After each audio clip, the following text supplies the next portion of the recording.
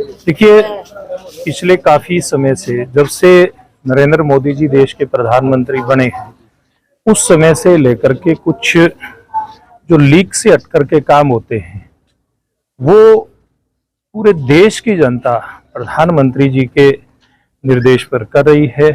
अब ये आज पूरे देश के अंदर स्वच्छता अभियान जो लिया गया है, उसमें पूरे देश में किस प्रकार से साफ सफाई हो, स्वस्थ भारत, स्वच्छ भारत, यानी कि साफ सुथरा भारत होगा तो स्वस्थ भारत होगा, इस नारे को लेकर के प्रधानमंत्री जी लगे थे और आज सब लोग सफाई अभियान में लगे हैं। पूरे हरियाणा प्रदेश में भी हर गांव में, हर शहर कस्बे, हर वार्ड में इसी प्रकार से सफाई अभियान जारी है। और मैं एक बात और कहना चाहूँगा कि हम सब केवल एक दिन, एक घंटे के लिए नहीं, आज तो सांकेतिक रूप से प्रधानमंत्री जी ने आह्वान किया है कि पूरे देश में ज्यादा से ज्यादा लोग एक घंटे के लिए सांकेतिक रूप में सफाई करें।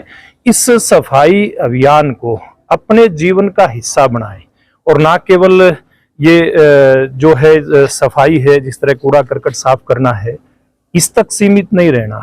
हमें अपने जो विचार हैं उनकी सफाई, यानी कि आचार विचार व्यवहार, सब तरह से हम लोग इनके ऊपर स्वच्छता की ध्यान दें और सब मिल करके स्वस्थ भारत और स्वच्छ भारत बनाने में अपना योगदान दें। तो मैं समझता हूँ आज प्रधानमंत्री जी के निर्देश पर जिस प्रकार से पूरा देश सड़कों के ऊपर निकला हुआ है सफाई अभियान में, भविष्य में हम अपने देश को स्वच्छ भी बनाएंगे और स्वस्थ भी बनाएंगे।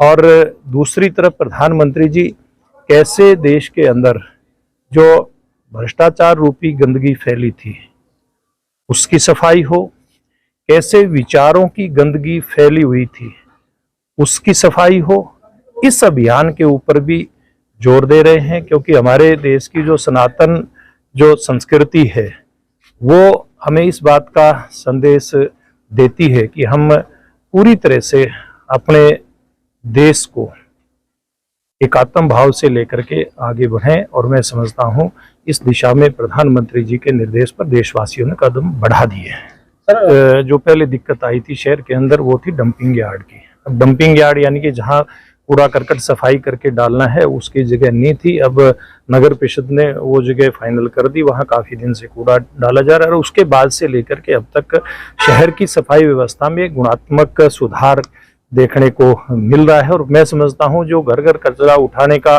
जो एक टेंडर भी होना था वो जल्दी होकर के वो भी लागू व्यवस्था हो जाएगी और हमारा टोहाना शहर भी एक स्वच्छ शहरों की गिनती के अंदर आएगा। सर, ये बात कहना चाहूँगा, जैसे हम लोग अपने शरीर की सफाई करते हैं, हर दिन करते हैं, बिना किसी चूक के करते हैं, इसी प्रकार से हम अपने घर की सफाई करते हैं।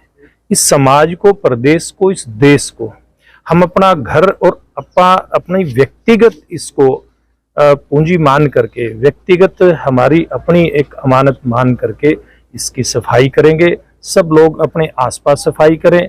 पंचायतों में जिन चुने हुए प्रतिनिधियों की जिम्मेवारी बनती है या नगर पालिका परिषदों में, निगमों में जिनकी जिम्मेवारी बनती है, ऐसे जिन लोगों की जिम्मेवारी है वो भी जिम्मेवारी को निभाएंगे, यानी कि जो संस्थाएं हैं, चुने हुए प्रतिनिधि हैं, और साथ में व्यक्तिगत भी जब लोग अपनी जिम्मेवारी समझेंगे, निभाएंगे, तो निश्चित रूप से एक बहुत सुंदर साफ सुथरा भारत हमारा होगा।